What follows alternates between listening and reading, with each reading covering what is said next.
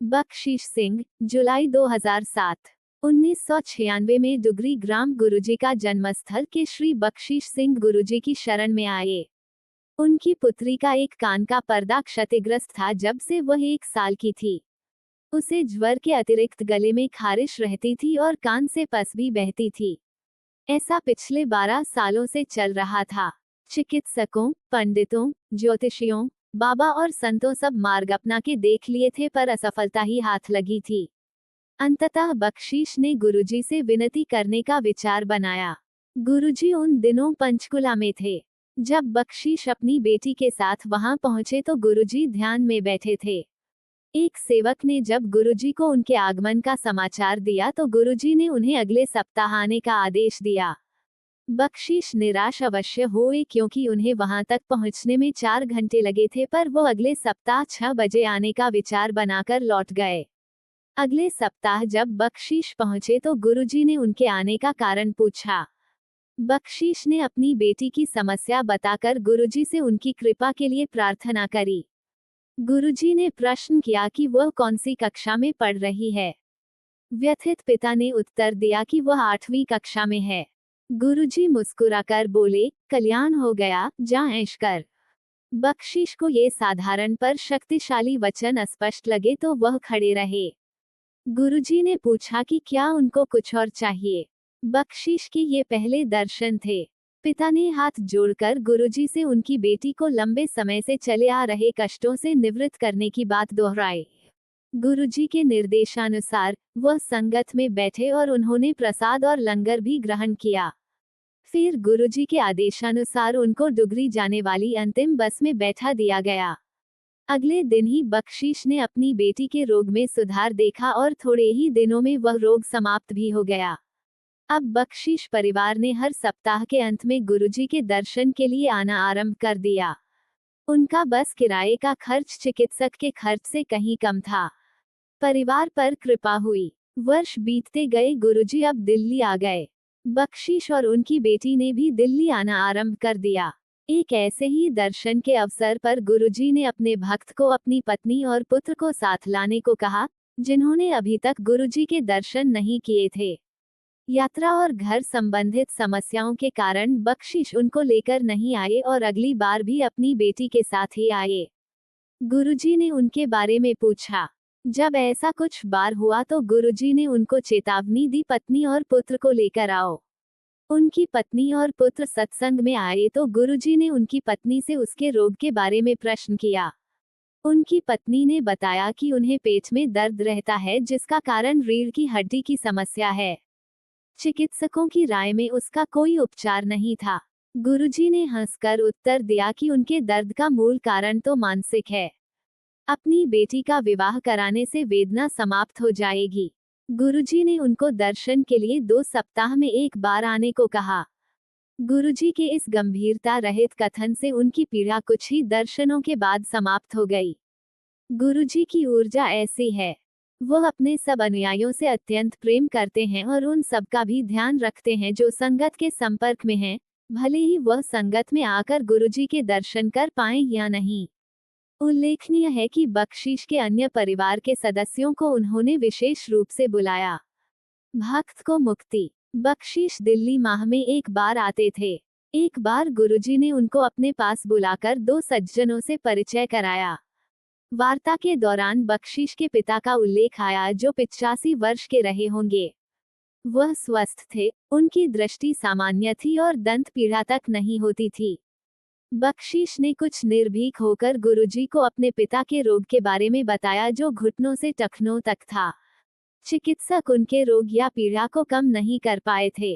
गुरुजी ने बख्शीश को आश्वासन दिया कि वह चिंता न करें, उनके पिता को रोग से निवृत्ति मिल जाएगी। प्रभु ने ये भी कहा कि यद्यपि चिकित्सक सहायता करते हैं, उन्हें भी अपनी जीविका अर्जित करनी है। बख्शीश के जाते समय गुरुजी ने एक फूलमाला, जो उनके किसी अन्य भक्त ने उनके चरणों में चढ़ाई थी, उनको दी और कहा कि उसे जल में डालकर उनके पिता उस पवित्र जल से स्नान कर लें। उसके बाद माला को पास के बहते जल में प्रवाहित कर दें। गुरुजी के निर्देश का अक्षरशः पालन हुआ और उनके पिता की वेदना तुरंत समाप्त हो गई। इसके अतिरिक्त एक और महत्वपूर्ण घटना हुई। बख्शीश के पिता गुरुजी द्वारा मोहित हो गए। जब उनको भोजन करने को कहा जाता तो वह कहते कि उन्होंने गुरुजी का लंगर ग्रहण कर लिया है। परिवार के सदस्यों ने शीघ्र ही समझ लिया कि परिवार प्रमुख अब पुनर्तः मानसिक रूप से गुरुजी की शरण में पहुंच गए हैं। घर में उनकी उपस्थिति केवल भौतिक है। कुछ समय पश्चात उनके पिता ने अपना शरीर त्याग दिया। उनका अंत अपने पौत्र पौत्रियों से बात करते हुए अत्यंत शांतिपूर्ण रहा। आज भी बख्शीश अपने स्वप्नों में उनको गुरुजी के सम्मुख नतमस्तक होते हुए देखते हैं। ये स्पष्ट है कि गुरुजी ने बख्शीश के पिता के अंतिम समय में उनके जीवन की बागडोर अपने हाथ में ले ली थी और उनको अति सुगमता से मृत्यु द्वार से होते हुए स्वर्गलोक तक पार करा दिया। ट्रैक्टर पर गुरु कृपा। एक कृषक के लिए उसका ट्रैक्टर परिवार के सदस्य की भांति होता है, अंतर केवल उसकी भिन्न आकृति का है। बख्शीश ने नया ट्रैक्टर खरीदने से पूर्व गुरुजी से पूछा कि कौन सा खरीदा जाए। गुरुजी ने कोई भी नया पुराना नहीं ट्रैक्टर खरीदने का सुझाव दिया। बख्शीश ने नए कलपुर्जी सहित स्वराज ट्रैक्टर खरीदा।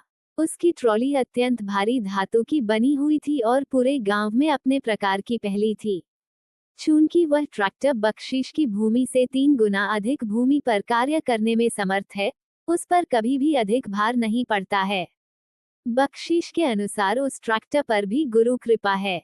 यह इस संदर्भ से स्पष्ट हो जाएगा।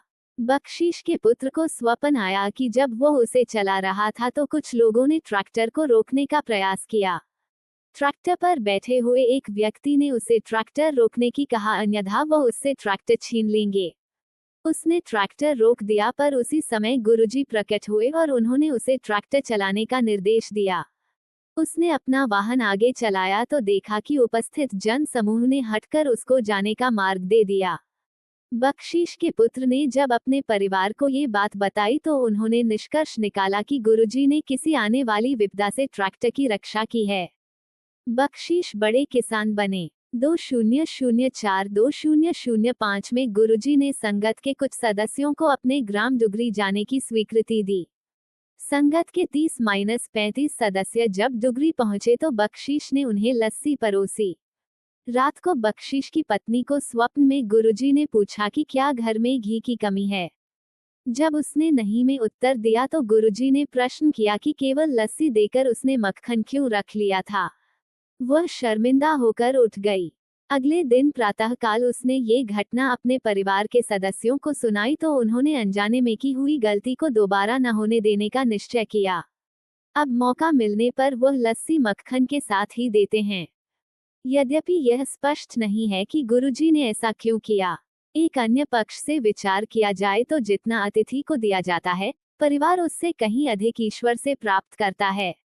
उस परिप्रेक्ष्य में बख्शीश भी अब बड़े कृषक हो गए हैं, पर बख्शीश परिवार पर गुरुजी की अभी और कृपा शेष थी। बख्शीश की एसिडिटी की समस्या के लिए गुरुजी ने उन्हें अभिमंत्रित तांबे लोटे से जल पीने को कहा और वह रोग भी शीघ्र ही समाप्त हो गया। जब बख्शीश तांबे लोटा लेकर घर लौटे तो उनके पुत्र ने विनोद करते हुए कहा कि उसे छोड़कर घर के प्रत्येक सदस्य को गुरुजी ने कुछ न कुछ दिया है। बहन और पिता को तांबे लोटा, मां को चित्र और तांबे लोटा एक वही रह गया था। अगली बार जब वह गुरुजी के दर्शन के लिए पहुंचा तो गुरुजी ने उसे बुलाकर एक चित्र दिया।